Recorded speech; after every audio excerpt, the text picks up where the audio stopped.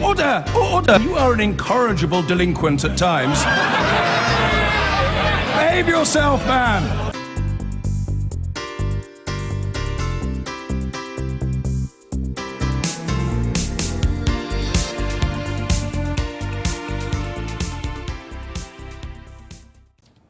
Now, while questions remain about the policy approach of the new American president, the government here has spent the day countering accusations it doesn't have a plan for its own challenge of how Britain will leave the European Union.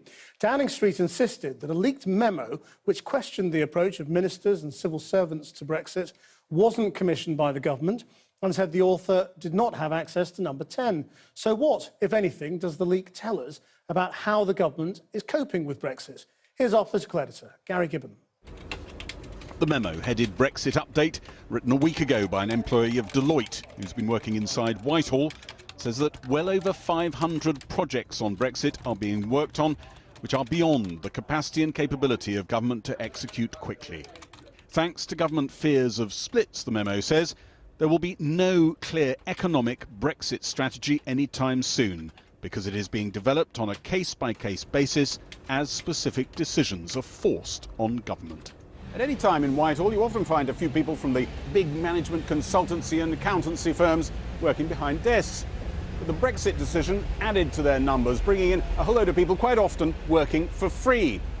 Even though this report is authored by someone who isn't a full-time civil servant, it echoes a lot of the sentiments you hear from full-time officials. And the government was keen to stamp on it.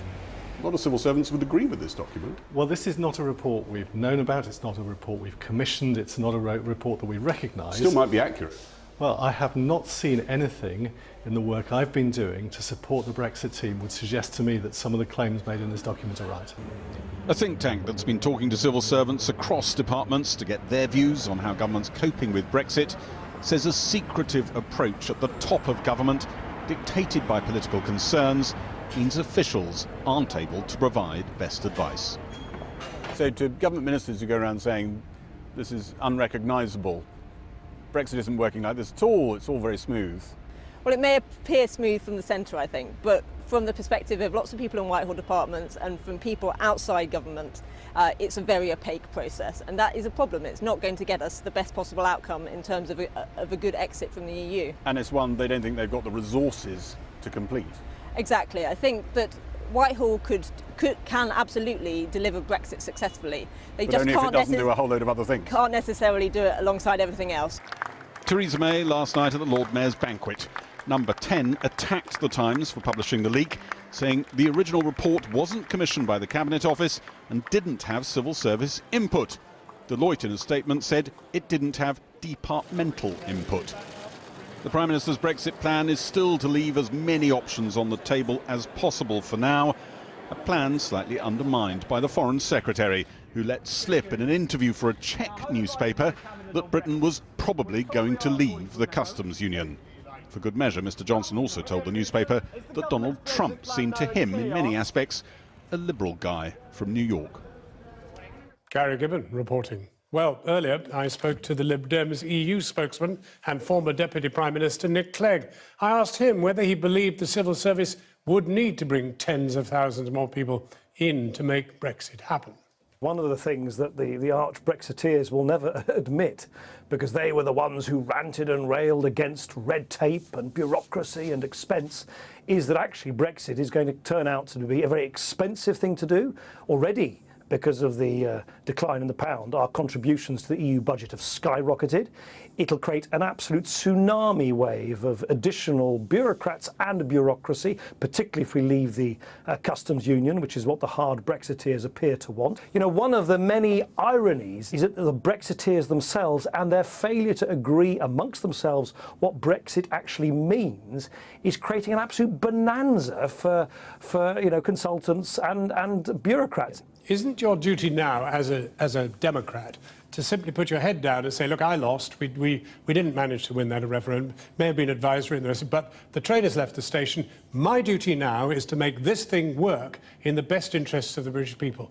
Isn't it time you did that? Yeah, I do think I have a duty, which I'm trying to discharge as well as I can, as an opposition MP, which is what which is what you do in our constitutional democracy, which is to hold the government to account for its actions and for its decisions. The problem is we don't have any decisions from the government. We don't know what the government means when it says Brexit means Brexit, and more, in my view, ludicrously, the government appears to wish to evade and avoid any meaningful parliamentary scrutiny or accountability altogether, which is why they're now spending even more taxpayers' money on lawyers' fees to appeal the High Court ruling on Article 50 in the Supreme Court. But you can't hold a government to account if it's not prepared to come up with any apparent decisions about what it really wants to do next.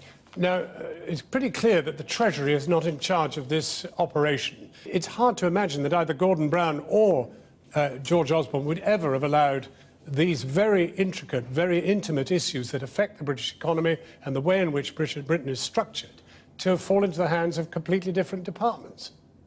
Absolutely, and the Treasury is being asked to swallow economic nonsenses, because we're being told by Boris Johnson and Liam Fox and David Davis, who sort of whistle in the wind and they say, oh, it's going to be absolutely fine, even though investment is drying up, even though it's obvious that prices are going to go up, even though we are now all materially poorer. So I do think it is important that at some point the Treasury simply restates the laws of economic gravity, which is yanking ourselves out in this shambolic way from our largest trading markets right on our geographic doorstep, will have a material economic consequence on the country as a whole. Now, maybe that's a price people want to pay, but at least the government has the duty to spell out those costs and not keep repeating these platitudes which somehow suggest that Brexit means Brexit without spelling out what that means, and somehow everything will be all okay in the end without spelling out how that will actually occur. Nick Clegg. I've been getting away with it all